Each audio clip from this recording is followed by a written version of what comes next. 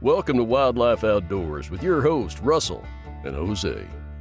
If you have a passion for conservation of the outdoors, or you're enjoying a calming hike in the mountains, an exhilarating kayak trip on the river, feeling a fish on the end of your line, cooking on an open flame in a primitive campsite, or stalking big game, just waiting for the perfect shot, you're in the right place. So put on your boots and polarized sunglasses and come along for the ride. All right, everybody. Welcome back to another Wildlife Outdoors podcast. Today is actually going to be a podcast first. It's our first official episode revolving around hunting. And specifically, we're going to be talking about dove hunting, as that's probably what most folks are going to be doing here pretty soon around the country. At least I know here in Texas. And today we're joined by a longtime friend of mine. We go back to our undergrad days in Kingsville, and he's one of the most fishy guys I know. Probably could catch a fish out of a puddle. Probably also one of the best shots I've ever seen when it comes to a scatter gun. And yeah, man, thanks for joining us, Canul. His name is Aaron Canul. I'm so used to calling him Canul. My apologies, but thanks for joining us, man. Glad to have you. Absolutely, I'm excited. Thanks for inviting me on over. Of course. So you want to tell us a little bit about yourself and, what you mainly like to do on your free time? Oh, yeah, absolutely. Yeah, so like Jose mentioned, he calls me Canul, which is my last name. My first name's Aaron, and from Texas, South Texas originally, down in McAllen, Edinburgh area, Hidalgo County. Full time, I am a law enforcement officer.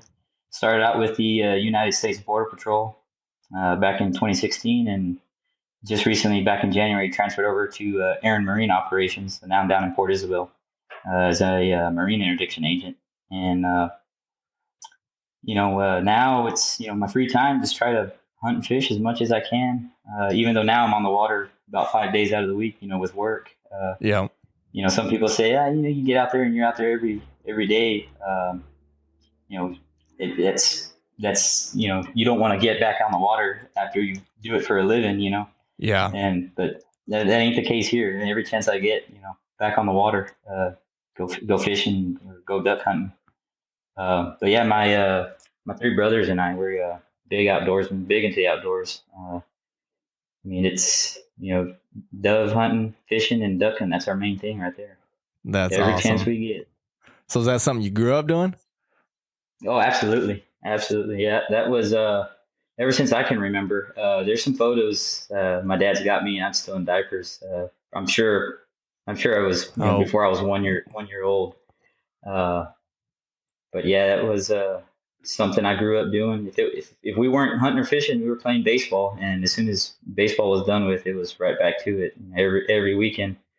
There was times where Dad would drop me off at school on a Friday, and he'd tell me, "Hey, be ready, because as soon as we get here, we're gone." And I said, "All right," and I knew what that meant. So we were either going hunting or fishing, and so he'd show up, with the boat behind the truck, and jump in the truck, and we'd be gone for the weekend, And fortunately, we had some friends who had places down in Arroyo City, and we'd be able to spend the weekend out there, and put the boat in the water and pull it into their slips at their houses, and spend the weekend out there and fish as often as we could. That's freaking awesome. Something I grew up doing. Kept me out of a lot of trouble. That is, taught me a lot. But one thing it did was it kept me out of a lot of trouble. That was, because as I got older and was able to make my own money and spend my own money. I was making money just so I could go hunt and fish, That's all I was spending my money on, really. Even today, it's like that, that paycheck comes in, it's like, I guess the house is a little more important. Right. You got to set your priorities, but some of it's still going to hunt and fish and stuff. Exactly. That's awesome, man. Exactly. So if you had to pick one way to recreate forever, what would you prefer to do, fish or hunt? Oh man, it'd probably have to be waterfowl hunting. Really? And I would choose that because I love being on the water. So I could, even though you don't need to actually, have a boat or anything to go duck hunting, it still would allow me to actually be on a boat Right. and, get some helm time in on the water, but at the same time get to do some duck hunting, which is what we do down here in the lower Laguna. But be it that we, are fortunate enough to, have permission to hunt on some private lands. Those are just walk-in hunts, and you don't actually need a boat to do it. But I would awesome. definitely, waterfowl hunting is definitely the way it would go over the fishing. As much as I love to fish, it would have to be waterfowl hunting. Right. What about you, Jose? Oh man, dude, it's so hard. I'm more invested in the fishing simply because of where I'm at. It's just more easily accessible, and I genuinely do like it. But I'm not gonna lie. So Canul and I think we started waterfowl hunting around the same time. We had another friend of ours kind of show us the ropes, and we both fell in love with it. 2013. Yeah, we both fell in love with it, but he went like all in. Like, I mean, and yeah, I agree with him. If I had to pick like one type of hunting to do, it'd be waterfowl. Like, I loved waterfowl hunting. It's just really cool to see the birds work. It's really cool, especially if you have a bird dog. Like he had his dog Sai. I mean, it's really cool to watch them work and see them get excited. And it's just different. I don't know how to explain it. I love waterfowl hunting, and if I had to choose one hunting to do, it'd be that. But between hunting and fishing, I would probably say fishing, just because right now, at this point in my life, it's the thing that I can do the most. And I'd rather spend time in the outdoors doing something than nothing, Right. So right. I'd go fishing all the way. If I had equal access to both, it'd be a way harder decision. Right. Right. See, with me, I've never really been much into hunting. It's something that I didn't grow up doing. Like, I grew up fishing. I didn't grow up hunting. It was just me and my mom growing up for majority of my childhood, and she didn't know the smallest thing about guns. And so I never really had anybody that got me into it until me and Jose started hanging out, like after high school and stuff. And that's when I started getting into dove hunting, and I love dove hunting, and I've only been deer hunting a handful of times. Used to go do some hog hunting, and that was fun. But the majority of the hunting that I've done has been dove hunting. So if I had to choose between the two, it'd most likely be fishing. But I do want to get more into hunting. Like, I have, a deer rifle, and I have a compound bow, and I have shotguns and stuff. So I want to get more into it. I have the guns to do so. And there's some really good, deer hunting here in the national forest here in Arkansas. I just haven't been out there to do it. So I need to get out and do more. But my experience with hunting so far has mainly been dove, which was awesome. And I used to have a Catahoula dog, and he was my little bird dog. I love that little guy. And I got him, I think the first time I took him out hunting was in Seguin area, and he was, must have been 9 months old. And I started getting into, because I had another dog. I had a dog that was a chocolate lab German short-haired mixed, and she was a good bird dog. And so I just pretty much had him out there with her, and he was young at that age where he was just pretty much wanting to play with the birds. So I was trying to teach him not to crush the bird and actually bring it back, but he picked it up quick. And then I took him twice that season, and then the next year I took him, and by that time I didn't have the black lab anymore, or the chocolate lab German short-haired anymore. And so it was just me and him, and he killed it. He did a great job. And so he was my little bird dog, from that point on. But dove hunting was my main form of hunting. So nice. Absolutely. Yeah, and that's the hunting. I think that's the hunting I started out doing. Really? Was dove hunting. I guess because, as a little kid, it's, you can't just, be waking up your little kids, at, 3 o'clock in the morning, 4 o'clock in the morning to go, deer hunting or duck hunting, stuff like that. And, down here, when the season opens up, we got that special white wing, which the shooting hours start at noon. So it'd be more of a, kind of a barbecue and a hunt kind of a day. Right. When I was a kid, that's one thing I remember was the smell of the mesquite and the smell of, burnt shotgun hulls. And that's one of those smells that you get a whiff of it, and you're not even out hunting, and you smell that mesquite or whatever, and it's just instant memories. Right. Just takes you start back. looking back on the years. Exactly. Yeah.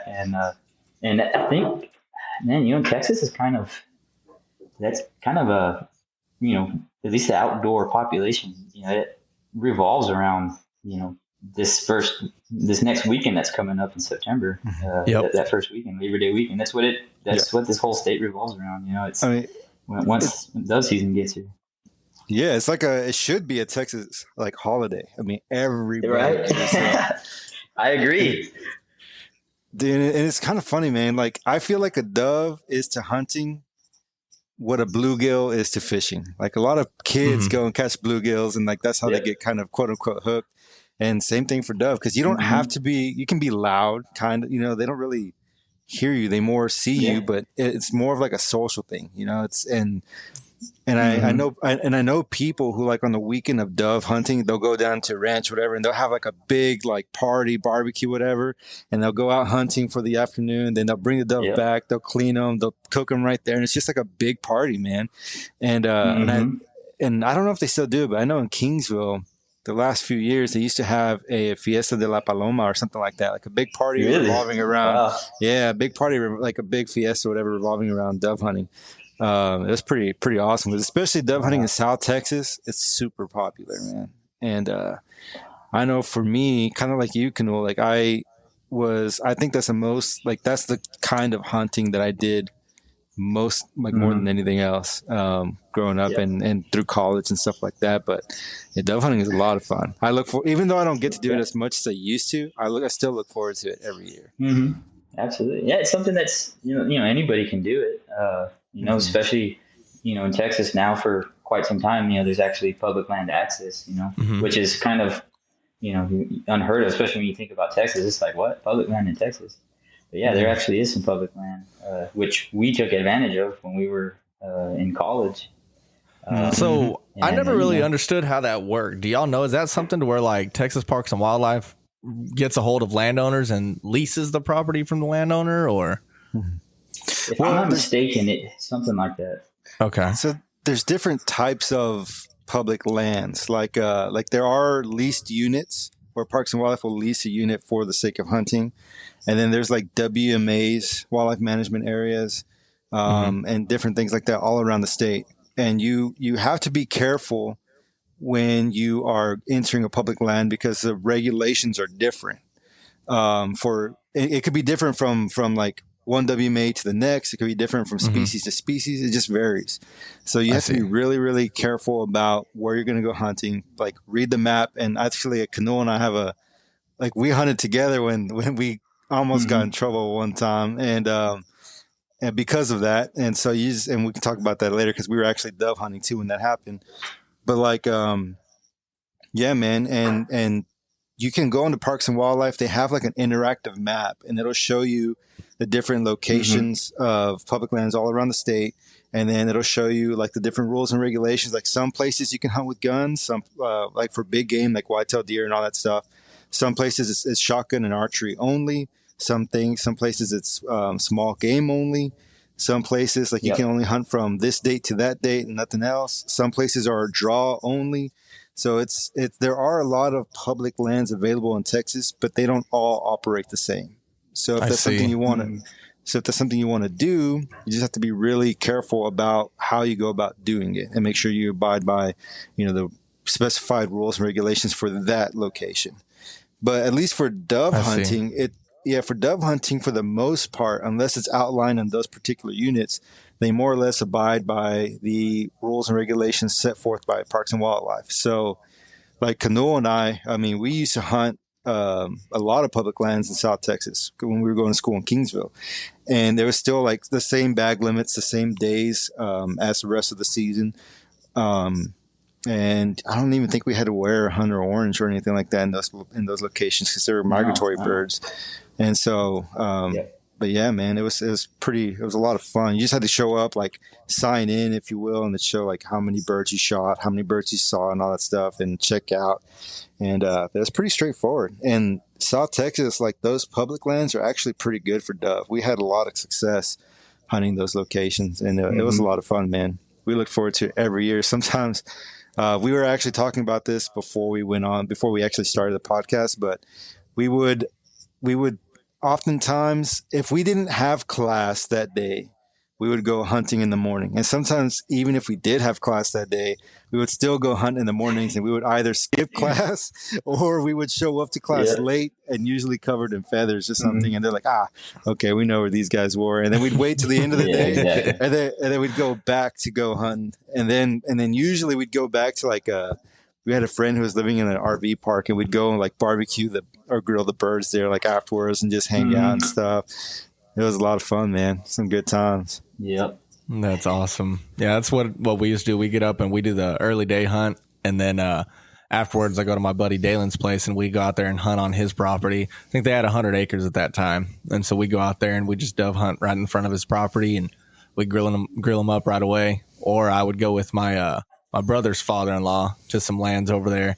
I think New Braunfels area, Seguin area, somewhere of the two, and he grew his own jalapenos and stuff like that. And so we go and make some dove breast poppers with some bacon, jalapenos, cream cheese, dove. And so right when we got back from hunting, clean them, and they're on the grill immediately. So good. There you go. Yep. That's the other thing too. That's the other thing is, you think of dove hunting immediately, jalapeno poppers. Yep. It's the first thing you think of. It has to be the most popular way to cook those things. Oh, the best way. Absolutely. Yeah. Absolutely it is. Yeah, we used to get them, and I'd make up a mix of brown sugar and chili powder, chipotle powder, and coat it in that. So good. I remember, I think Christian, he used to get the breast, and he wouldn't put a jalapeno in there, but he would just wrap the breast in bacon. And then I think he would put a little bit of barbecue sauce or something on there and grill that. And that was really good. That was really good too. Yeah. That was really good too. Yeah, when I was a kid, I can remember my grandmother. She would take.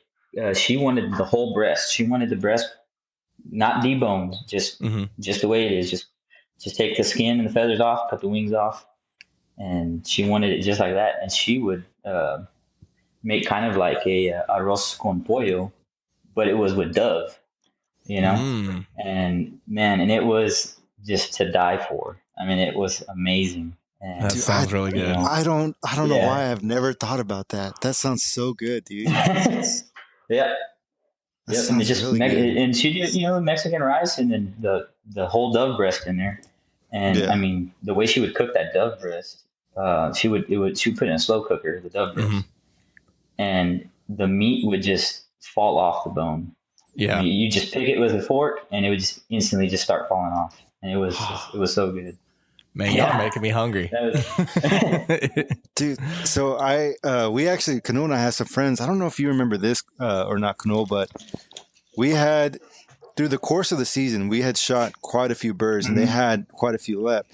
If I vaguely remember, I believe what they ended up doing is they ground down a lot of the fillets off the bone into like essentially what was hamburger patties.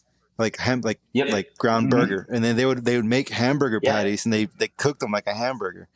And I wasn't there to try it, unfortunately, but they're like, dude, it was actually really damn good. It's actually It's like that's. I mean, it takes a lot of birds it takes a lot of doves to actually do something like that because of how small they are, But I don't know if there's another time we actually made some dove jerky. I don't know if you remember that. I don't remember. Somebody had a dehydrator. It may have been Christian had a dehydrator, and we dehydrated some, and that was really good. Little dove sticks. I mean, that was Yeah, I've never had. I don't think I've ever had any type of bird jerky. I mean, I've had all kinds of crazy jerkies, but I don't think I've ever had bird jerky, chicken or turkey, or I mean, I've had turkey sticks, but not turkey jerky. That's dove is actually very, very good. Dehydrated like that. Yeah. As a jerky, it was really good. That's awesome. I might have to try that, dude. I swear I need to get out there and freaking dove hunt. I haven't been dove hunting in, dude. It's probably been the better part of 8 years. Like it's been way too long. And then I just went and bought another shotgun this year. It's like I have 2 shotguns, and I just need to get out there and do it. I bought the shotgun because it was a good price, and I do want to try to get out and do some duck hunting. but I need to get out and do some dove hunting. I looked it up, and our season starts September 2nd, same day y'all's does. So Okay, how about that? But I might have to. to be fair, you tried to go with me one time in South Texas. That didn't pan out too well. Dude, that weekend was some BS. It was like I was finally off work on the weekend because I used to work for AT&T and I used to work weekends. And Jose was, I think you were getting your master's at the time, weren't you? I think it was still Maybe it was your undergrad, but like the later years, like junior or senior year. I see. And so I was always busy on weekends, and he was in school, and it was just time never really worked out for me to make it down there very often. And I finally got my schedule changed to where I was off on weekends. And I was like, oh, hell yeah. Like, I'm going to go down there. We're going to go do some dancing. We're going to do some hunting. We're going to watch some football. Cowboys were playing that weekend. Longhorns were playing that weekend. And everything's going to be great. Well, we're going to get up. We're going to hunt. We're going to fish. Like, we're going to do everything. And then so I drive down there, and you were still living with it was my master's because I was living with my two roommates. That's right. You crashed Izzy. You crashed at our place. So it was my master's, my first semester of my master's. Yeah. And so we get up, and it's like piss pouring rain outside. And we're like, oh, this freaking sucks. And so we just waited. Man. We're like, okay, well, we're not going to go fishing. And we're like, well, we'll just go dove hunting. And so we wait out the rain, and we get out there, and we went to some public land over there, kind of close to Kingsville. I don't remember where it was at. And we get out there, and we didn't see crap for birds. Like, I think we were out there for a few hours and saw maybe 2 birds, and they were flying a mile high. And we're like, man, this hunting freaking sucks. And we're like, well, I guess we'll just head back a little early and, watch some football. And we get over there, and Longhorns were doing decent that year. And I don't remember who they were playing. They were playing like Oklahoma State or something. And it was a game that they were supposed to win, and they lost. And me and Jose were like, man, this is some BS. Like, whatever. And so then we went out that night. We're going to go dancing, and the bars were just, I mean, it was fun, but they were like dead.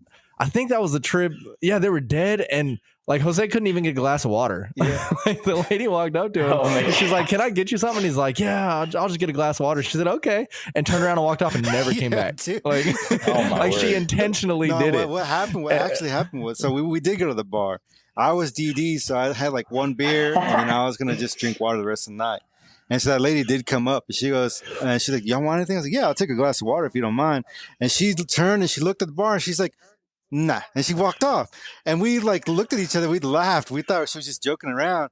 But she never came back. We were like, dude, this chick was for real. So I had to go to the bar. Oh, my goodness. So I went to the bar, got my own damn glass of water. And yeah, dude, it was a mess. And so the next morning, I think Russ ended up just leaving.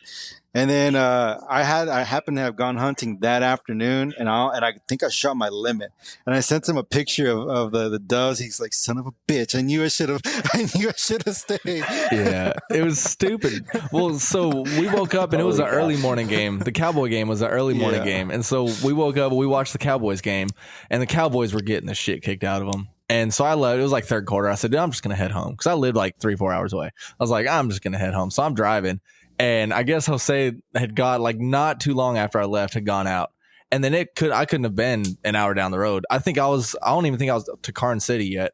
And he sent me a picture of his limit. And I'm like, are you fucking kidding me? Like, I didn't have to go home. If I would have known that the hunting was going to be good, I would have freaking stayed. Oh my gosh. He was holding out on you wherever he went. He went somewhere that he didn't take you. Actually, I did go somewhere I didn't take him, but I didn't know it was gonna. There you go. I didn't know it was gonna be good, dude. That's the thing about public land hunting. There's like some days where it's freaking awesome, and other days where it's just crap. But right. I mean, I guess that's just hunting or fishing in general. But dude, I was like, damn, Russell, that sucks. Hell, there was that one time that we went out, and I want to say it was in somewhere by San Marcos. We went to some public land, and we did really well. And then we went the next day, and we didn't see one bird. We were out there for 4 hours, did not see one bird. It got so boring that we were like literally picking up cow patties and skeet shooting with them. I mean, oh my goodness, it was hot, and I mean, it was just miserable. But we stayed out there for like 4 hours and didn't see one bird. And we're like, well, I guess let's go ahead and start packing up. And then I had preluded to this previously in an episode about how I almost killed us to do with a wasp. So I guess I could tell this story. So we get back to the truck, and we open up all the doors, and we're, cleaning our guns, putting our guns away, putting our shells away. And there was these 2 wasps, and they'd flown into the truck. And I was like, all right, cool. Like doors are open, they'll fly out. And so we get everything put away. And we go and I see one of the wasps fly out and I see the other one like by the other door. And so I just assumed that both wasps got out. And so we close the doors, we get in, we're driving. And we were, probably, I don't know, maybe an hour away from his place. And we went to his place, hung out for a few hours, and then we were leaving. And I was just pulling out of his mom's area because we were at your mom's house, no, right? Dude, we were leaving the dove field. We were still on the road. Because I remember it had been a while because I figured the wasp would have died because of the heat. So what happened was those wasps flew in when we got there, when we were getting everything unpacked. And we were like, that's what it was. We'll deal with it when we come back. So we stayed out there for a few hours, didn't see any birds. And so we got back in the truck to go home. And when we opened the doors, one flew out, but we didn't see about the other one. And so what happens? So we get in the truck and we're driving and I pull out, and this was whenever like a lot of that police brutality stuff was going on. And I was like, I'm going to do a social experiment and I'm going to act like a jackass and I'm going to record it. I'm going to act like a jackass on one and not act like a jackass on the other when I get pulled over. And you can see the difference on how you treat the officers makes a big difference on how they treat you. Because I'd been pulled over numerous times the following years for, stupid stuff. One was like a blinker was out, and one I was speeding. And then another one, we had like a convoy of friends going to one of my buddy's show. He was playing a show in Seguin, and they were just being nosy. It was like 2 a.m. We were leaving a bar, and then we're going back to a house party, and everybody's pulled off the road. And I was like, had 2 tires barely on the road, talking out my passenger window to somebody else, finding out where we were going because I was following them. And he pulled me over because I was obstructing traffic on a back road outside Seguin at 2 a.m. I'm like, oh yeah, I'm obstructing traffic. But I was respectful and all. And I'd never, like, they just always said, okay, well, don't do that. Like, I'd never even got a ticket. So I was like thinking in my head, I was like, well, it depends on how you treat the officer and how they treat you. And I was telling Jose this, and I was like, well, I'm just going to do it. And I said, one time I'm going to get pulled over. I'm going to be respectful. I'm going to record how that interaction goes. And then another time and right when I said that wasp flew out of nowhere and flew inside my sunglasses. And I was wearing Costas with like the steel cable on the back. And right when I said it happened, and I was like, fuck. And I start like freaking out and like hit my glasses off my face. And Jose thought it was part of what I was going to say. And he's like, what the hell? Like, you're going to say that when the cop comes to your window? And then he grabbed the steering wheel. I'm about to drive off in the ditch. And he's like, what happened? And I was like, dude, a freaking wasp. And it like flew in between my eye and the sunglasses. And I was just like freaking out. I broke the steel cable off the glasses. They flew across the truck. He grabbed the wheel. I was about to drive off the road. It was like, what the hell just happened? But yeah, I pretty much almost killed us because of a freaking wasp. Oh, Jesus.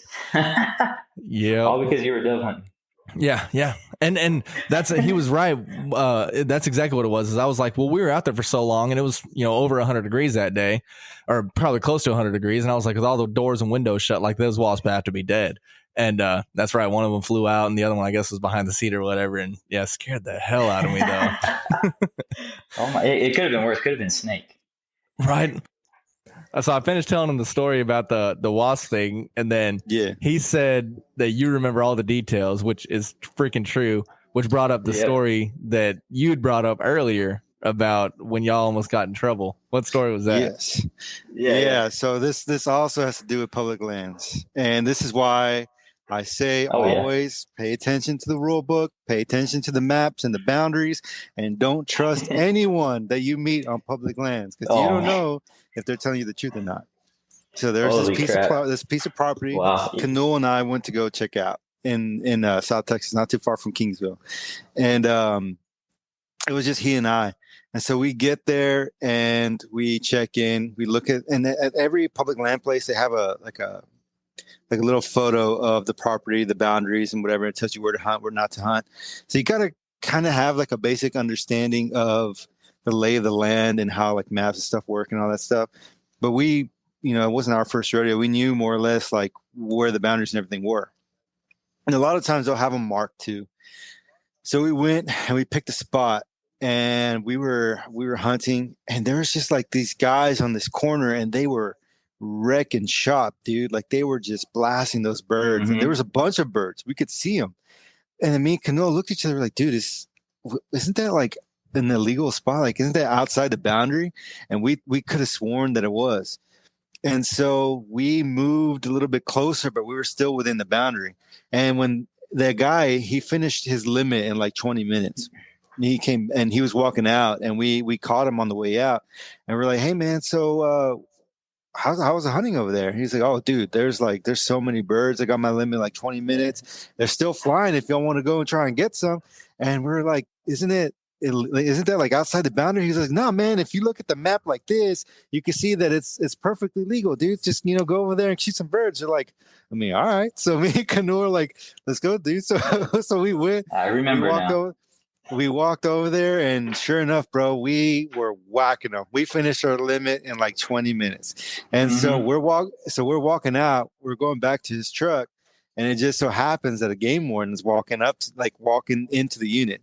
And it just so happens that Canul knows this game warden, because at that point in time, he was doing some ride-alongs and trying to get some more experience and stuff, because he wanted to go into the game warden academy. And so he knew this guy personally. And so he's like, "Hey man, what are you doing out here?" He goes, "Well, it was my day off, but I caught a call saying there's some guys who hunting dove illegally out here, so I came to check it out." And then we were like, "Dude, we haven't seen anybody really." I mean, and he goes, "Yeah, one of the guys who called it in said that they were driving a white truck." And Canol looked around and goes, "Well, the only white truck's the one that I'm driving, and it's over there." He goes, "Huh?" He's like, "Huh. Let's go talk over there." So we walk over to his truck, and he looked at the license plate, and he just like drops his head and he shakes his head. He goes, "Dude, they were talking about you." And we're like, "No." And then Canul, he looked at me, we looked at each other, he looked at him, he's like, "Hey man, how long have I been doing ride-alongs with you? You're like, you know I would never do something like this. Like, I'm trying to get into the game academy. I'm all about the rules. Like, I would never go out and do something like this." And luckily the game warden was super cool guy. He goes, "Yeah, man. Yeah. Like I know, dude. I know you wouldn't do that." And he goes, "But I gotta make it look like, I'm giving you guys a stern talking to, because there's one guy sitting in the field over there, and he was just looking at us." So yeah, so the guy, I mean, so we did end up having we did have a good conversation, a very beneficial conversation, because he was asking us questions like, "Is there anything that I could do to make the boundaries more noticeable so this doesn't begin and stuff?" So we ended up walking the property with him, and we showed him like where we were.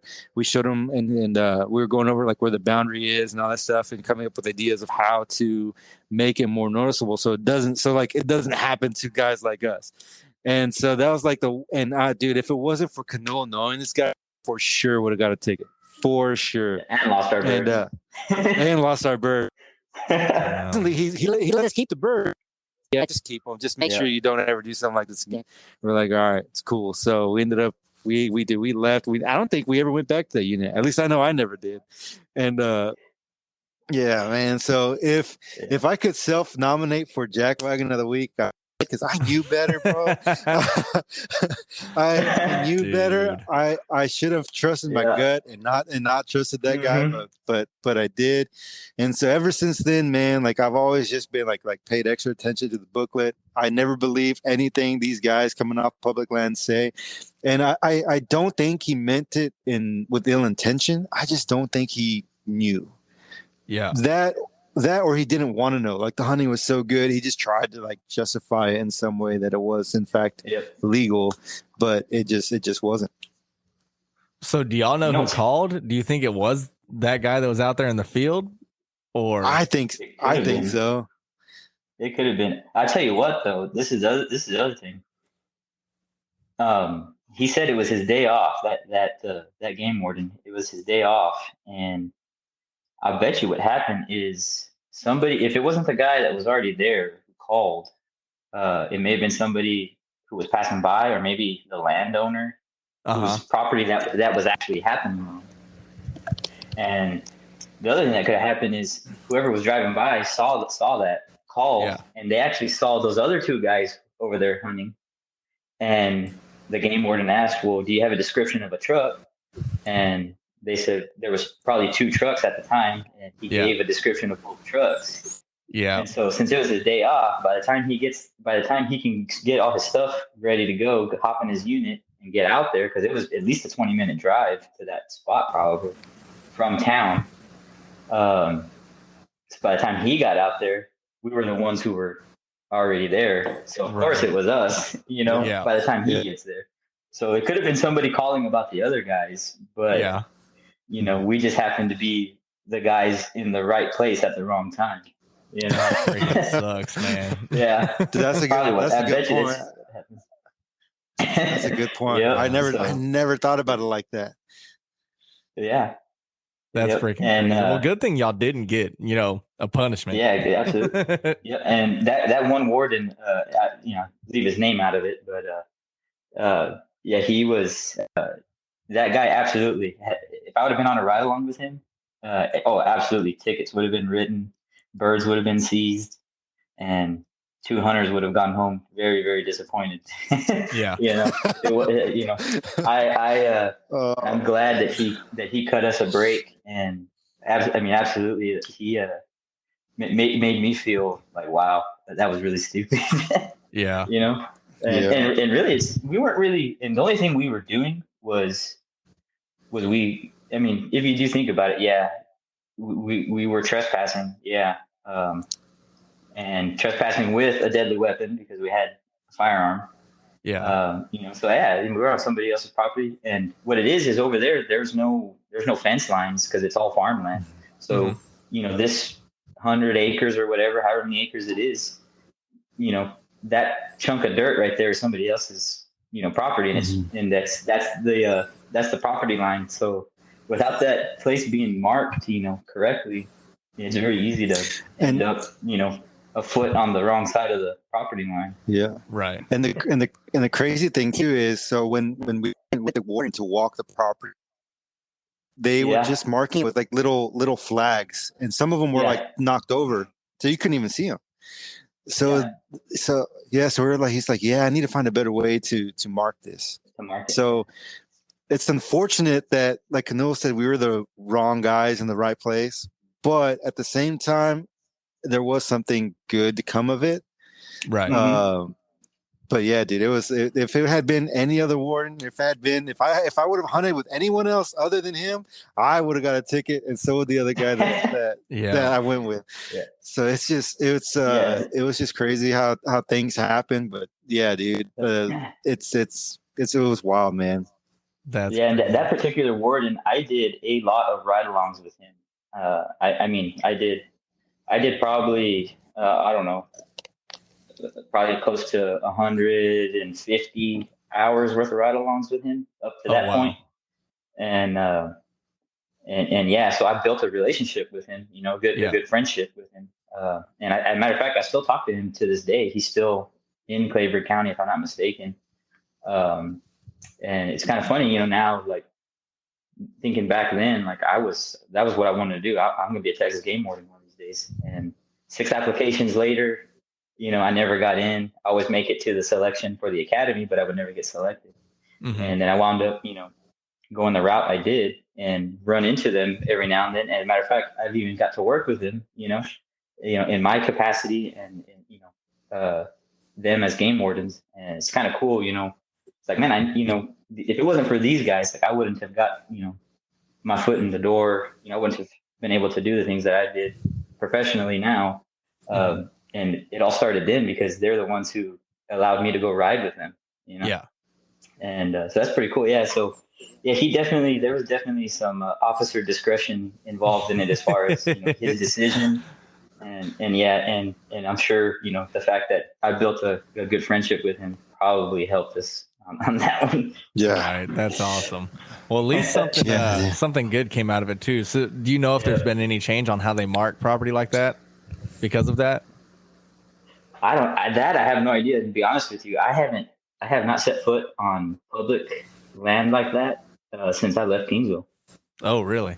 It's just, if I'm not hunting with Jose Mata, I ain't setting foot on public land. I don't know if that's a good or a bad thing to be said about that. Oh man. Oh. Yeah, I haven't hunted public land since. No, I take it back. I have hunted public land since I left there, but I haven't hunted that particular unit. And the place that I was at, it was more well defined. Like it was just a singular property and it was fenced, so Yeah. as long as you're within that fence, you're legal. Like you're good. I see. There was one stipulation, like they had a barn out there and you couldn't hunt within like 150 yards of the barn or something like that. Which isn't, so, I mean, that was the only thing. But as far as like how it is down there, I have no idea, man. No idea. That's crazy. And I don't even know if I think there is some public land down here where I'm at, over in Cameron County towards outside Rio Hondo, between Rio Hondo and the Arroyo City area. I think there is. I want to say it's called like Las Palomas WMA or something like that. I see. But I mean, like I said, I haven't set foot on any public land since I was in Kingsville. So when is y'all's dove? So I know y'all's first set of the split starts September 2nd.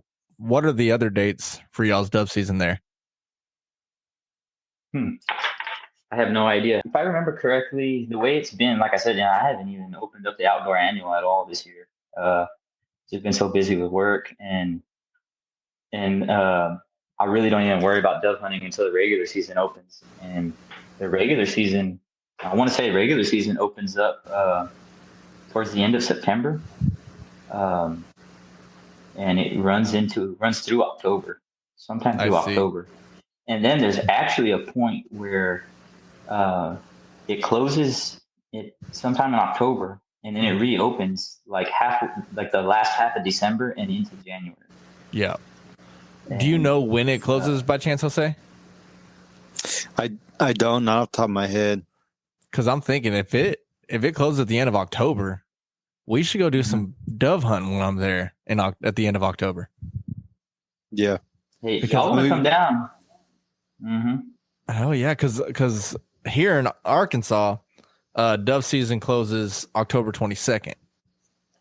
Well, I plan on coming to Texas October 20th. So if it's the same, we got to go because I got to go. Yeah. Yeah, we'll already be in South Texas. Well, we're talking about going to South Texas to go fishing, right? Mm-hmm. We're gonna try to. Yeah, which would be on the 20. It would be on the 22nd. How South Texas are you talking about? I don't know. Jose knows one of the listeners that offered to take us fishing. I know we were going to stop in Rockport, but that'd be him. That'd be Canul. He offered it. You're talking about Canul. How about that? Wait, well then we will come to you. Yeah. Absolutely. Yeah. So I'm hoping we'll have have my boat back up and running. Right now we're in the works of trying to get a new lower unit for it. I see. We formed some stress cracks on the lower unit between the prop and the gears on the lower unit. So it's actually in the exhaust portion of the lower unit. But the further forward it goes, it's going to crack into one of the seals, and then water's going to leak in there. So the boat hasn't been on the water for probably 2 months now. I see. But the boat is 7 years old, and it's got 1,000 hours on it. So damn it, you put some use on it. Absolutely, yeah. We've been about 2 oil changes on it, which is every 100 hours. So yeah, about 2 oil changes every year. So do the math. That's crazy. Over 100 hours every year that we put on that thing. That's awesome. And yeah, it's I mean this is the biggest issue I've had with it so far, and thank God that's it's taken this long for something like that to come up. And unfortunately, it's out of warranty. The motor had a 6-year warranty, and the warranty expired last March, I believe, is when it expired. Damn it. So yeah. So well, if it's not up and going, man, I mean, hell, I'm down to come down there and do some dove hunting if it's still. Oh yeah. Well, the other thing is, you guys, you also have kayaks? Yes. Okay, perfect. I've got one too. So awesome. I know Jose was talking about maybe selling his, but I got 2, so I could bring them both if he ends up selling his. There we go. Yeah, we can definitely, at the very minimum, put the kayaks on the water if the boat's not up and running by then. All right, yeah, I'm down for that too, dude. That would be awesome. Freaking get up and do some maybe early morning redfish on the kayak, and then do some afternoon dove hunting. Shit. Yep, absolutely. Speaking of kayaks, though, have y'all seen the new Bonafide that's coming out next month? No. Dude. Oh, you show me. Oh, dude, it's a skiff style kayak. So it's a Bonafide SKF 11.7. It's 11 foot 7 inch skiff style kayak, which, you know, obviously me and Jose are fly fishermen more than conventional. So line management's a big thing. And it's like a platform on top. And there's like nothing your fly line can get hooked on. It's a little bit of a wider set body. Dude, I want one so bad. It's made for shallow water. Yeah, dude, it's hot. It's a sweet freaking kayak. I think I'm debating on selling my Jackson to get that one, and then I'll just have 2 Bonafides. I'll have one for my kayak camping, and then like my SS 11.7. And then I'll have the skiff style for fly fishing, and I think it'd be good for the coast too because it's a little bit wider. So absolutely, I don't know. Yeah. I might have it by that time. I might just break down and do it. Then you'll have to bring it regardless. Right, dude. I cannot like go to a trip on the coast and not take it. So, but yeah, I think it'd be freaking awesome. So, say, would you be down for going and doing some dove hunting if it's still dove season when we go down there? Hell yeah, dude! I haven't done any dove hunting in ages. Too long. Hell yeah! As I was telling him when you got kicked off previously that I think it's been the better part of 8 years since I've been out dove hunting. Damn. Wow. Yep. That's crazy. Yeah, it's been too long. I need to get out there and do it. So, you guys are talking about the towards the end of October. Yeah. Yeah. All right. Yes, sir. Okay. I'll see. I'm gonna put some leave on my calendar for work, and I mean I'm off Saturdays and Sundays, but I'll throw in some annual leave like on Friday and Mondays. I have 4-day week. Sweet. Yeah, it would be the weekend of October 21st, so we'd probably be making a trip down there on the 22nd. Okay. Yeah. How long are you planning to be down? I'm not sure. I don't know about him, but what I was planning on going to like the Central Texas area on Friday on the 20th, and then we have that event on the 21st in New Braunfels, and then the 22nd we were hoping to go down there, and then we had tossed around the idea of maybe going to Houston on Monday on our way back up, and he could just take from Houston to College Station. I could go up 59 and hit the highway to go into Arkansas to do some fishing on Monday in Houston. So it would mainly be Sunday and then Monday morning is what I was thinking, but we don't have anything set yet. So there you go. Cool deal. Yeah, what I'll do is I'm hoping the boat be up and running by then, and I'll use those couple of days that you guys won't be here. I'll get out on the water and just kind of go look for some fish. That way, hell yeah. Hopefully, you know, I can't promise anything, but hopefully we can, you know, be where the fish are. Right. So. Dude, we can have a little cookout if we get into some slot reds and hopefully get some dove. Dude, that would be some redfish on the half shell and some dove poppers. Shit. Absolutely. Yeah. I tell you what, though, if we don't catch any, I've got plenty of half shell in the freezer right now. So. Sounds but good. We will definitely eat. Bro, and that's the other thing that was so awesome about living in South Texas. I mean, there was never any. I mean, there's like maybe 1 month where we couldn't do anything, so we would dove hunt, and then when dove hunting season ended, it'd be getting cold, so we'd go duck hunting on the coast, and then by that time, or by the end of that, it was usually the end of the semester, so everybody'd go wherever on break. Come back in the spring. Maybe if we got back in time, we catch the second split of duck. And then after that, the black drum would be running into the bay. So then we'd start fishing for black drum and stuff like that on the piers or whatever. And then when spring started rolling around and the water started getting a little warmer, dude, we'd go like every weekend to Port A and we'd go fishing for reds and trout and stuff pretty much to the end of the school year. Mm-hmm. So there was we were always doing something every weekend, man. It was freaking awesome. It was badass. That's freaking awesome, man. Dude, I love going down to the coast. So I used to go down to Rockport quite often. My family has some property there, and so we go down there and we go fishing on Copano Bay or make the trip over to Port A. I freaking love the Texas coast. Yeah, it's definitely there's nothing like it. That hypersaline environment is it's amazing. I love it. It's and fortunate enough I get to work in it every day, and I mean, I'll never get enough of it. I'll never get enough of that salt water. It's where, you know, the only place that I can go where everything just goes away and it's just you and the salt environment, and it's very therapeutic. Yeah, I'll tell you that. That's how I feel about water in general. I mean, I obviously don't get to the salt water too much now that I'm up here in Arkansas, but dude, just being on the water in general, whether I'm fishing or just kayaking or swimming with my kids or camping near the water, like that's one thing that I love about my area is there's so much water everywhere. I mean, we got Lake Hamilton, we got Lake Catherine, we got Lake Washita, we got D-Gray, we got Lower D-Gray, we got, you know, the Washita River, the Caddo River. It's like all within 30 minutes of where I'm at. So we got plenty of water around for me that it's my safe place. That's where I get my peace of mind. Awesome. So it's freaking awesome, exactly. Man. It is very therapeutic. Exactly. Without a doubt. Yeah. Yeah. Hey, Jose, something that just came up. Where Russell and I were, he had asked me if you and I had met in college, and I told him, yeah, we did, but I can't remember how. And it was going back to how I was telling him that you remember everything, and I promised him that you had the stories on how it was that we met. I do actually, yeah.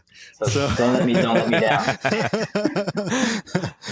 So this was, I believe it was freshman year. I want to say it might have been, I can't remember if it was the fall or the spring, but one of the first guys that I met, his name was Zach. He's actually a listener of the podcast, so shout out Zach. We used to do a lot of fishing and stuff. No, it was the first semester. It was fall semester because I don't think he came back for spring. Maybe he did. No, he did come back, but not for. Anyways, my bad. So he lived in these dorms, and it was one of those kind of dorms where like you shared a room with somebody. And so I was hanging out at his place. Canul lived right across the hall from him, and I don't remember. I don't remember what you like. I don't remember what happened, but we just like. You just came over one day or your door was open or something. We just started like talking and stuff and hanging out. And then inevitably, and this was like the ag dorm. So inevitably, like everybody in the ag dorm like hunts and fishes or at least likes it. So inevitably the topic got to there and we're like, oh yeah, man, we love fishing. So then we just like, and then when we started going to the fishing, there's a fishing club too. And the Walleye Society also on campus. And so we just started like going to those things. And then we hung out. We had a lot of classes together. So we just ended up like hanging out and fishing and stuff all the time. And yeah, man, I met you at those dorms, and I lived in a different. I met you. I lived in different dorms, but I was like always there, and you guys would come over to mine from time to time too, hang out, get coffee or whatever, or study, and then we just go fishing and hang out. That's pretty much it, man. We would also, I don't know if you remember this, Canul, but whenever we'd catch fish, we'd go clean them in the bathrooms. I was just thinking about that. Dude, so we'd have we'd have like a cooler full of fish. We'd have nowhere to clean them, so we took them to the bathrooms, man. And we would like there's a big sink. Big counter in there. There's a huge counter in there. So we would get those like Clorox wipes and we would disinfect everything. And then we would throw the fish in the shower and run the shower to get the slime and stuff off of them. And then we would get them and we would just lay them there on the countertop. And then we would try and do our best to clean up afterwards. Like we'd get some more wipes and some soap and stuff and like clean it off. But scales get everywhere inevitably. And so I guess the custodians got really tired of it. And so one day we were going to go walk in there to go clean some more. And it had a sign on there saying no more cleaning fish or whatever. So we're like, shit. So we started cleaning them on the tailgates of our trucks in the parking lot. Yep. Damn it. I'm surprised we did not get in trouble for any of that, man. Oh, dude. So did y'all have communal bathrooms in the dorm? Yeah, dude. That's the thing. Yeah, that dorm, yes. And then people would come in, they're like, oh man, nice fish, dude. Where'd y'all go? And they're just like walking in there. They like it was normal. Care. Yeah. That's hilarious. Yeah. They did not care, bro. That was the dorm that I lived in, we didn't have communal bathrooms. We just had, so you shared a room with somebody and then you shared a bathroom with another set of two other people. So they were like our suite mates. So you had your roommate and then you had your suite mates with an adjoined bathroom. So that's how the dorms were that I was in. I see. Yeah. Yeah, man. Dorm life is interesting. It is for sure. Very interesting. And I think you lived by yourself. I think you lived by yourself, Canul, because there was like, you put the two beds together, and then I remember you had like you had all your fishing stuff in like one part of the room, and then we would always watch what is his name? Blair Wiggins, Addictive Fishing, whatever. We'd always watch Addictive Fishing. Yeah, we'd always watch the shows on your laptop in your room. And you had the Blair series of Brian McGill rods too, the real like nice blue ones, whatever. I did. Yeah, I remember all that stuff. Yeah, I still have 4 of those. Do you? I still have 4 of those. Yeah, those are my my cut bait rods that we use whenever we go out in the bay and just anchor, and like whenever it's me and my wife and my daughter, we'll just anchor and I'll just cut mullet on circle hooks with those 4 rods, and we'll just sit there and it's surprising. You can actually catch some redfish like that, and you'll even catch some trout doing that too. Really? And two of the biggest trout that I've ever seen. I didn't catch it. I took my grandmother's cousin. She had come down from out of town, and her husband came with her. And my grandma asked if I could take them fishing. I said, absolutely, I'll take them fishing. So we go fishing. And the darndest thing, I got tired of catching these dang hardhead catfish. So I take this one hardhead catfish. It's dorsal fin. I cut it, just cut from the dorsal fin, just straight down, chunk the dorsal fin, pectoral fins, and the head in the water. And I fillet this hardhead catfish like if I was actually filleting it to eat it. Kept the skin on, and then cut it into about 4 chunks. It was a decent sized hardhead. And I put these hardhead fillets on the circle hooks, and I threw it out there. And the rod goes down, a few minutes later, and I give it to my grandmother's cousin, to her husband. And I was like, wow, man, this is a nice redfish. And so he starts reeling it in, and then all of a sudden the fight just kind of isn't there anymore. And I'm like, don't tell me it's a trout, because I felt the weight of the fish. I felt the head shake. And for me to think right off the bat that it was a red, if this thing it turns out it's a trout, this thing's huge.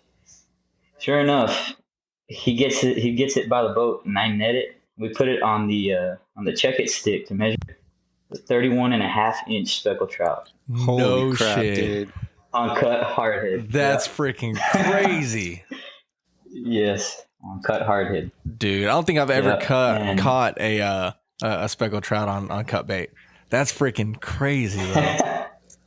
Yeah, I was beside myself. I was like, wow, that was. So we took photos of him with it and whatnot, and actually released that fish. Mm-hmm.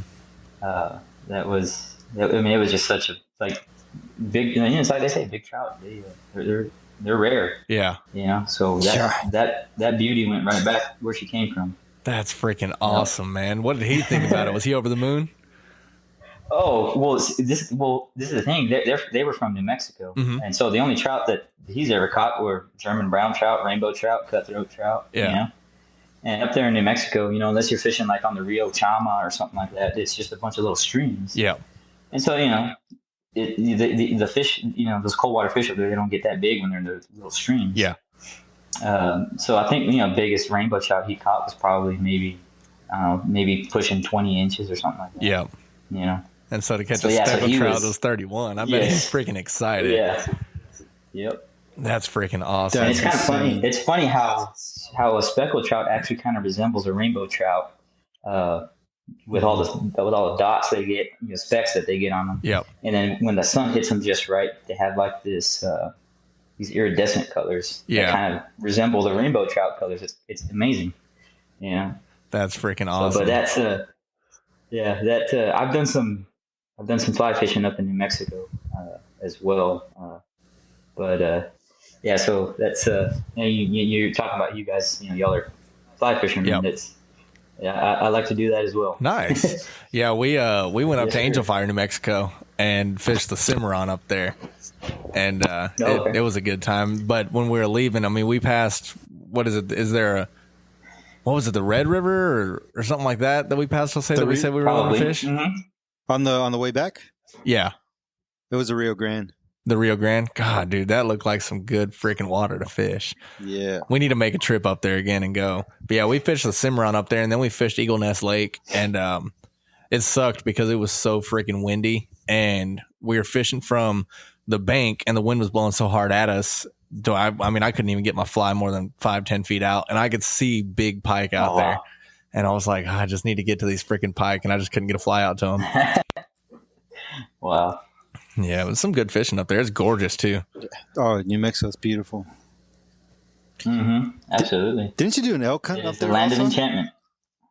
I did. Yep. So, long story short, my grandparents on my mother's side, they actually, my grandmother from Corpus Christi, and my grandfather down here from Edinburgh, they wind up meeting in Jemez Springs, New Mexico. They were both the PE coaches at Jemez Springs High School on the Indian reservation there, the Jemez Pueblo. That's where they met. I see. So, long story short, we would always go back every summer after they had moved back down here, long before I was born. But we would go back every summer for quite some time to go visit their friends from the Jemez Indian reservation from the Pueblo. And one of my grandfather's ex baseball players, he was Jicarilla Apache, and he told my grandfather, "Hey, I'm an elk hunting guide on the Jicarilla Apache Indian reservation. If you ever want to come on an elk hunt, you let me know and I'll take you, coach." And my grandpa, he said, "I don't think I'm, I'm not in the shape that I used to be, He says, "But my grandson, you can take him." And so he said, "All right." He said, let's set a date." And he was dead serious. So we set a date, and it was for an elk, a cow elk. And we went up, I think it was December of 2012 maybe, or 2013. And hunting in, negative 12-degree weather and, foot and a half of snow. And that was the only time we were able to go. So it wasn't really a spot and stock. It was more of a, driving around and kind of spotting them from the truck. Yeah. Then getting out and kind of putting a little bit of a stock. And then, but yeah, we came back with about a 600-pound cow elk. Dang, that's freaking awesome. Yeah. Yep. It was amazing. And I tell you what though, like mountains up there like that, they're, known for their elk, but I tell you what, the mule deer that are up there, holy cow, there are some monsters up there. And, I wish I had the shoulder mount, but it's at my grandparents' house. My grandfather shot a world-class mule deer up there. Oh, I've seen that mount at the house. That thing is massive, dude. It's massive. That's freaking awesome. It is massive. And so my grandfather, he actually recently he passed away. January, I think, February, I'm sorry, of last year. And my mom just told me the other day. She says, "Hey, you want your grandfather's mule deer mount?" And I was like, "What? Really?" And she says, "Yeah." She's like, "I just don't have room for it. If you want it." And I said, "Absolutely." So that's freaking cool. I just gotta go pick it up so I can put it on the wall. That's freaking awesome, man. Well, sorry for your loss, but I mean that's something that you're sorry, you can always look at that and remember the memories. That's freaking awesome. Oh yeah, absolutely. Yeah. Oh, I appreciate it, guys. But he lived one hell of a life. That's for sure. Yeah, that's awesome. He lived a great life. So. Yeah, when we were up in New Mexico, I met him before. I've had the good fortune of meeting him a few times. Really awesome guy, man. Really, really cool dude. Really nice. But yeah, we when we were up in New Mexico, we saw a bunch of mule deer, but they were all small. We saw a bunch of juveniles, a bunch of does. I saw one buck that I think he was maybe a 4-pointer. He had a small rack, but there was some massive bodied mule deer. But that was all right there by the resort. We didn't see any. Well, I didn't see any when we went out and about, I don't think, but we saw a bunch of them right there by the ski resort. Wow. Yeah, I worked with a guy in college. He was from somewhere in Sonora, Mexico, and his family had a big ranch down there. And they have a guide service, and their big thing down there is Coues deer and desert mule deer. Mm-hmm. And knowing what he knew about mule deer, I showed him a photo of my grandfather's mule deer that he had shot up in New Mexico. And, for that guy, the expression on his face when he saw that mule deer, I was like, wow, so this deer is something special. And he looked at it and he said, man, knowing what I know and being able to kind of judge, how big that deer is just by looking at it. He said that thing is well over 200 inches, and as far as antler mass, yeah. Damn. I've never measured it, but that's freaking crazy. It's got something like scoreable points. It's got something like 26 scoreable points on it. No shit. That's freaking crazy. Yeah. Yeah. That's freaking awesome. Are you gonna get that thing measured at some point? I would like to. Yes, I would like to know exactly how big it is. And was that from a guide up there? No. Or was he shot that in their backyard? Not literally in their backyard. Where they lived in New Mexico. And basically, especially then, because he shot that in 1960 something. I think my mom was a little girl when my mom remembers it. But my grandfather, he would literally just walk out the back door and start hiking the mountains, and he shot that thing somewhere back there in the mountains up there in Jemez Springs. That's freaking awesome. Yeah. Yep. That's so cool. That's something that I've always wanted to go do, is just go, and even if it's not for an extended period of time, but just go spot and stock and hike, like hunt up in the mountains, because it's so much more of a challenge to go do something, for one, in a terrain that you're unfamiliar with, which I'm unfamiliar with the mountains. But just it's all you. It's you in nature, and it's based upon your skill on how successful you are. And I've always wanted to do that. Yep. Yeah, there's they don't call New Mexico the land of enchantment for nothing. I'll tell you that. Right. Yep. That's very true. But still one of the prettiest sunrises I've ever seen in my life. Oh my goodness. Yeah. You talking about that first morning when we were out there drinking coffee? Yeah. So it's like, I think it was like 14-hour drive from Kyle. So we left early in the morning, but we made a pit stop in Roswell. And then by the time we got to the cabin, it was already dark. And the sunset early. I think sunset started like at 4:30 or something like that. And so it set really early when we went. So we didn't get to see what anything looked like. We got there in the dark, so we just unloaded, unpacked. We were all really tired, so we just went to bed. Wow. The next morning we woke up, and it was like a 3-story little cabin. So I walked down to the little balcony they had, and I just stood out there, and dude, we'd seen the sun come up over the mountains, lighting up the pines and stuff. Oh my God, bro. It was just one of the most breathtaking things I've ever seen. The best cup of coffee I ever drank, just to be there and see that, man. Yep. And it was like 16 degrees, but I was out there in basketball shorts and a sweater. It didn't even feel like it. It's crazy. Yeah. I love New Mexico, man. I fell in love with New Mexico when I went. It's crazy how the temperature difference is, in New Mexico than it is. Like if it's 16 degrees in Texas or 16 degrees in Arkansas, I'm wearing 3 jackets, 4 pairs of pants. But up there it's just brisk. Same thing with Central Alaska. When you're on the coast, it's a little different, but in Central Alaska, it's just brisk. It's -20 and you're out there in a sweater and pants. And, if you're out there for an extended period of time, physically it's cold, so it'll get to you. But just to walk out and get the mail or whatever, or just, walk to your car to go somewhere, it's just, it's so refreshing. It's like walking into a nice cold beer cooler in the middle of summer. Nice. Not a South Texas. Yeah, it's awesome. I'd be looking for a heat lamp or a rock to go lay on, man. Right.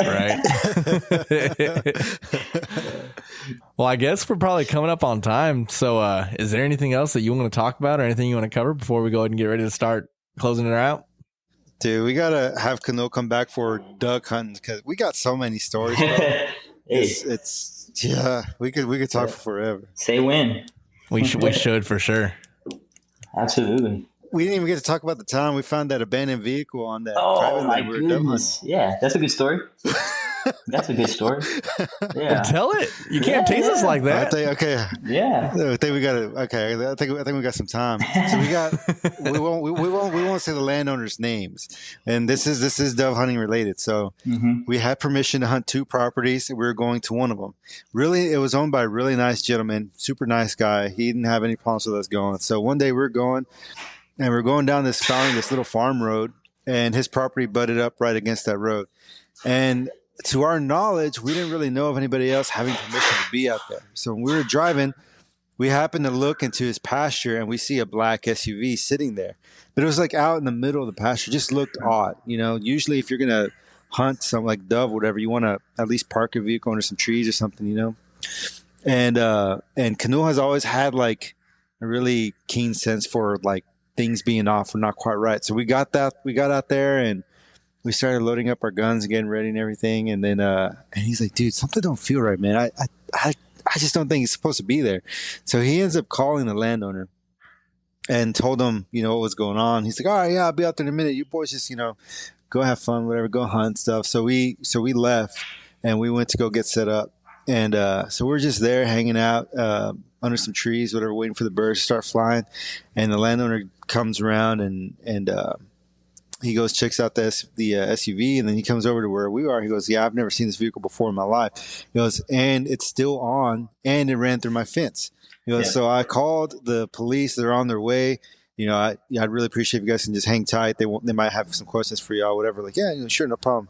So we were just, while we were waiting for the police to show up, we were just going to hunt and stuff. And so we were there, and then one cop shows up. And he kind of walks over to the SUV. He's checking it out. And so I put my gun away, and I think Canul put his gun away, but we were hunting with another friend of ours. He did not. Nope. and so there's this bird, and of course, it's flying right at us. And I was like, dude, don't shoot that bird. I told that to our friend. He goes, and I see his gun come up, and he just takes a couple shots. And I was looking at the cop when this happened. And when he heard the shot, he put his hand on his pistol and he like wheeled around, brought through my hands in the air, Canul threw his hands in the air, and Christian, and he starts yelling at him. He goes, "Hey, quit your shit, put it up, whatever." So we, pardon my language, but Christian, I was like, Christian, what the hell's wrong with you, dude? I told you not to shoot. He goes, man, I came here to hunt. I ain't gonna let no cop stop me. I was like, oh my god, bro, absolutely. We could. Yeah. I was like, we could have died, man. And so the cop, I mean, he was like, he made a joke about it. He ended up being pretty cool, but yeah, I mean, dude, you're going to some ranch. You can't see us. We're in camo stuff. Yeah. And you hear gunshots. I mean, it'd make anybody jump. Bro. Oh, absolutely. Right. Can't blame them. Absolutely. And but yeah, so he starts asking us questions about the expedition or the SUV, all that stuff, and then next thing we know, Border Patrol showing up, and then they come out and they're asking us questions, and so we're just there hanging out at the vehicle, and they finally come over to us and like, yeah, so we ran the plates, and it turns out this vehicle was stolen out of Houston. It was involved in a high speed pursuit earlier in the day, and we believe it to be ditched here, and we think it was carrying some. I think it was some illegals, whatever, and the passengers who stole it are considered armed and dangerous. So he's like, so it'd probably be a good idea for you guys to get out of here. So we packed up our stuff, and then the landowner and his son were actually working on fixing their fence. So we ended up going over there and helping them fix their fence. And then we just left, man. And we don't know what happened to the vehicle or to the. Well, I mean, I don't know what happened to those vehicles. Or to the guys that were driving it, but we're like, what the hell, dude? It's just another day in South Texas, man. You never know what you're going to see when you're dove hunting, bro. Yeah. Dude, that's freaking crazy. So that was absolutely what that was. That was absolutely a botched smuggling event is what happened there. So our dove hunt turned into a fence mending day. We helped them fix that fence so a sun went down, and that's actually why we ended up leaving, because we couldn't shoot anymore, So yeah. Well, y'all did a good deed, but that's freaking crazy, man. What if y'all got there just a little bit earlier and they came through while y'all were out there? Oh man, dude, that could have been bad news. Oh yeah, absolutely. Oh yeah. Yeah, knowing what I know now, that's freaking crazy. At least we would have had some guns. Yeah. Right.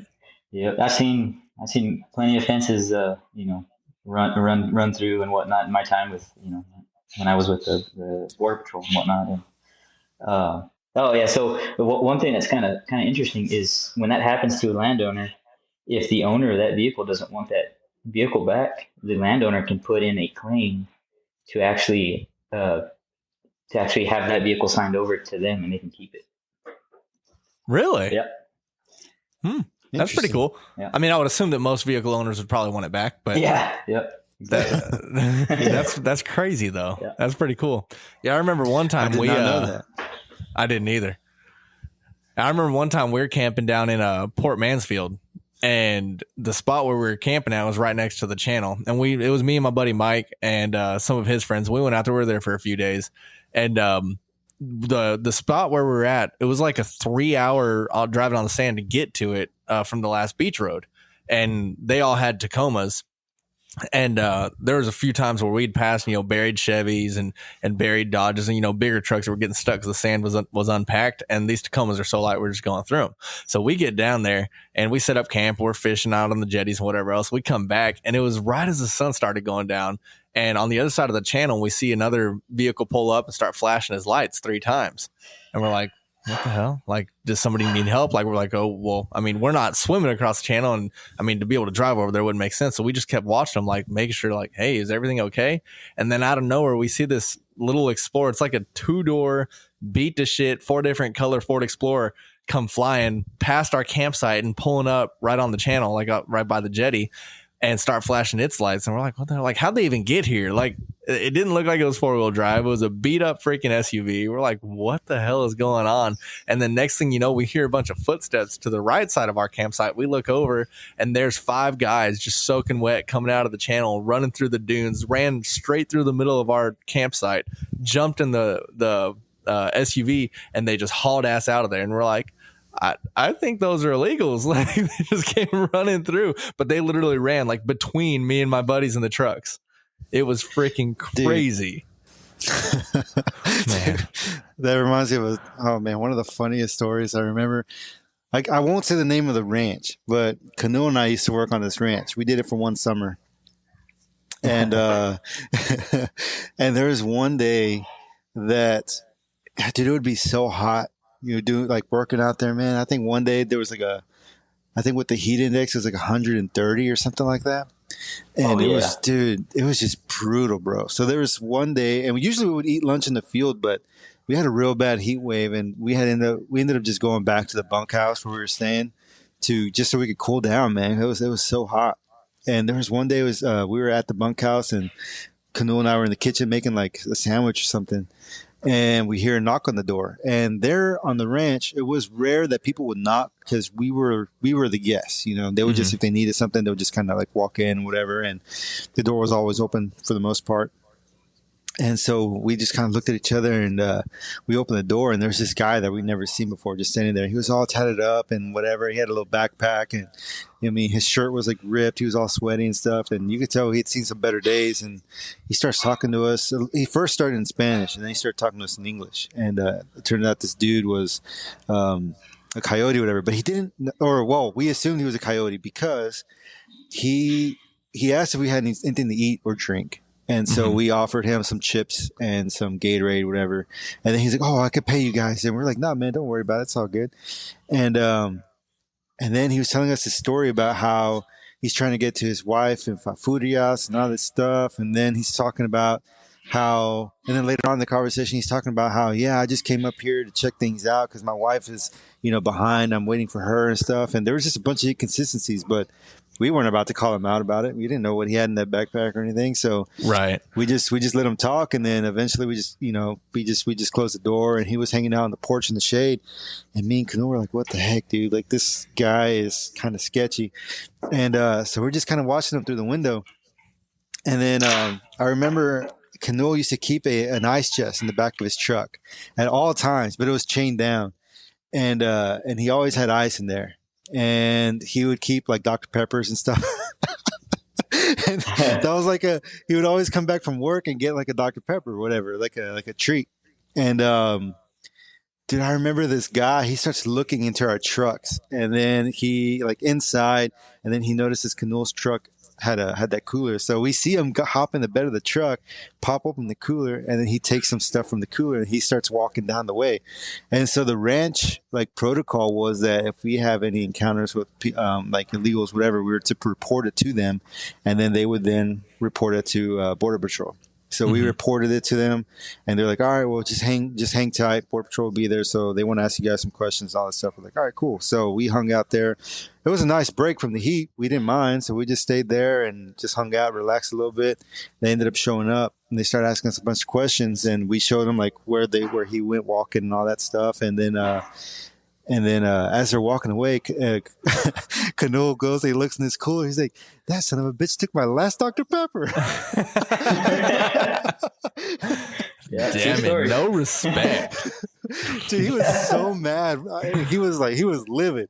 And so the Border Patrol guy's like walking down, or like they're walking down, and Canul's like, oh yeah, and if you find him, tell that guy I want my Dr. Pepper back. That was something else. I love it. That's freaking hilarious. Dude. Yeah. That's the most Texas thing, man. Come on. Right? That's disrespectful. You don't take another man's last Dr. Pepper. Don't matter who you are or where you're from. That's what we're saying, man. You remember that, Canul? Dude, that was hilarious. I do remember that, man. What's funny is not long after that, I end up being stationed with the United States Border Patrol there in Hebronville. So those same guys that were out there, I wound up working with those guys. That was fun. That's crazy. Never would have imagined it. Small world, man. That's wild. Yep. That's Absolutely. freaking nuts, though, dude. It's crazy. Like, you don't hear about a lot of the stuff that goes on in South Texas, you know, from the media or anything like that. But it's a common occurrence from what I've experienced. Yeah. That's crazy. Yeah, there's a saying that was going around. I'm sure you've heard it before, that in Texas there's two kinds of ranches. There's those that have hogs and those that are going to get them. Mm-hmm. Well, right now, in the past couple of years, it's turned into the two kinds of ranches are those that have illegal aliens and the ones that are going to get them. That's what it is now. And I've never heard that. That's crazy. It's something else. Yeah. Man. How is the hog population there? Is it getting any better, or is it still causing a lot of hell? Oh, I'm sure they're wreaking havoc still, but yeah, I'm really not much of into shooting pigs. Yeah. Dude, so we do have stories about that though. On the same ranch, oh my goodness. Back in those days, we were allowed to, I think they since tightened up the rules a little bit, but we were allowed to carry firearms. And they said, yeah, if y'all see any pigs, shoot them, because they would do like helicopter hunts and stuff like that, trying to get rid of them. Mm-hmm. So like, yeah, if y'all see any pigs, just shoot them. So we would, sometimes after work, if we had enough sunlight, we'd go sit like at a water tank or whatever, and we would hunt. And he actually had his grandfather's 243. And we've got a few, but the craziest one, I don't know if you remember this, Canul, but there used to be like I know exactly which one it is. There used to be a little RV. It was like for overflow. So if the bunkhouse was too packed, people would go stay over there.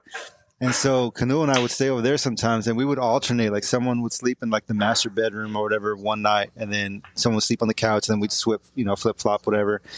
And one night Canul was like, dude, did you hear one morning, he was like, dude, did you hear all the hogs last night? I was like, nah, man, I didn't hear nothing. I didn't believe him.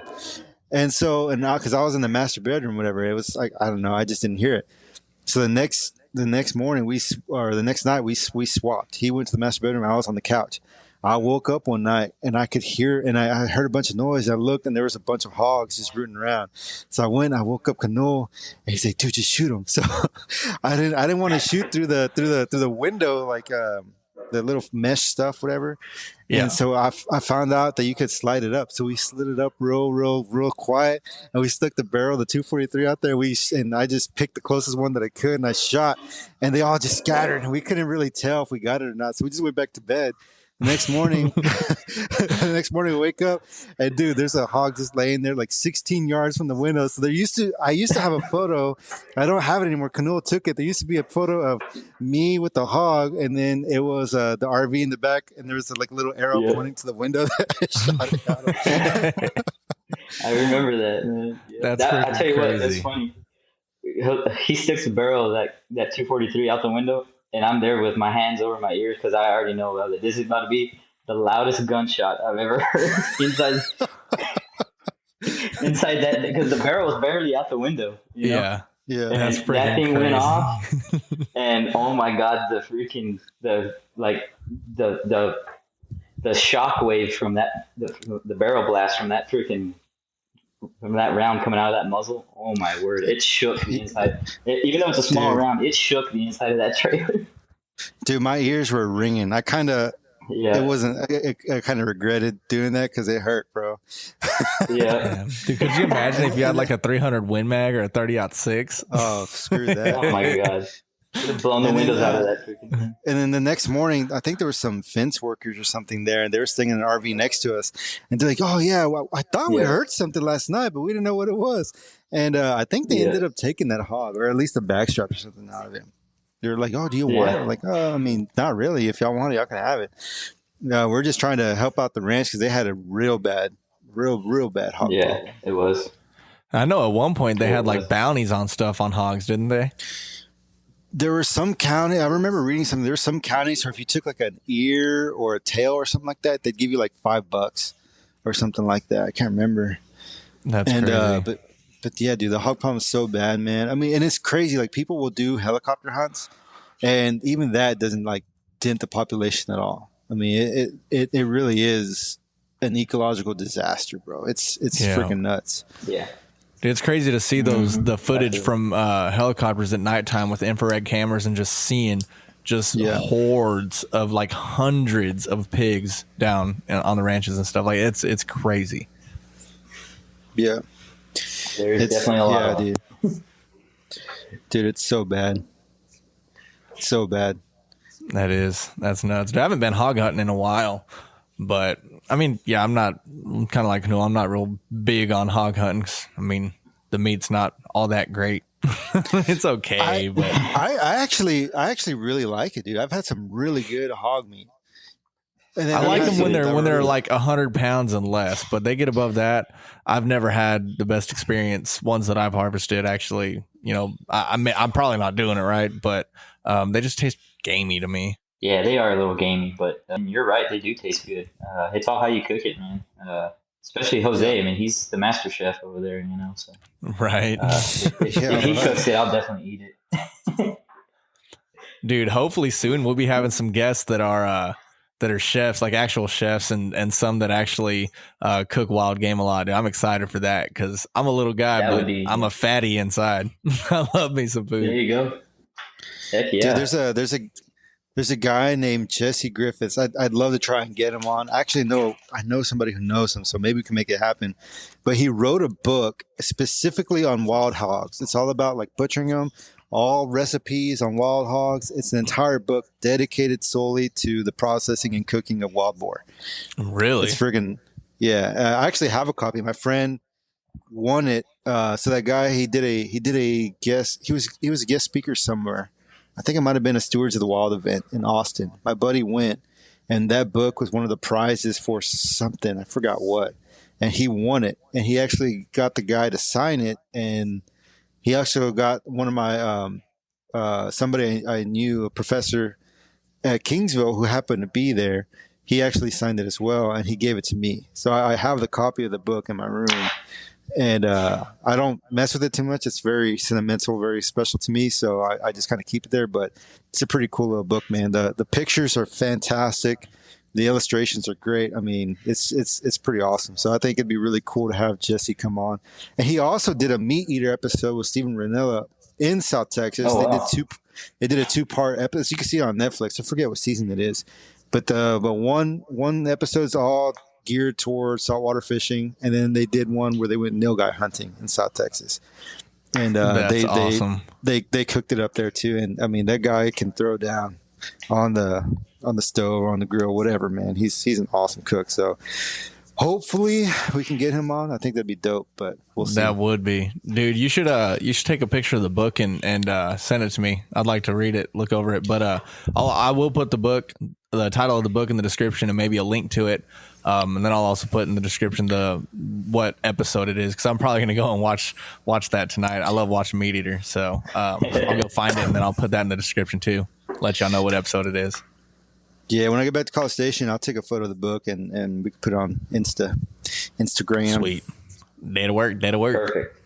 So we're coming up on time, man. It's been a pleasure having you on, Canul. I'm surprised I've never met you before, because me and Jose have been friends for so long, and you and him have been friends for so long. So it's nice to officially virtually meet you, and hopefully we get a chance to hang out and go do some hunting and fishing in October. Absolutely. I appreciate the invite, guys, and anytime I'll join you guys whenever. Y'all just say when.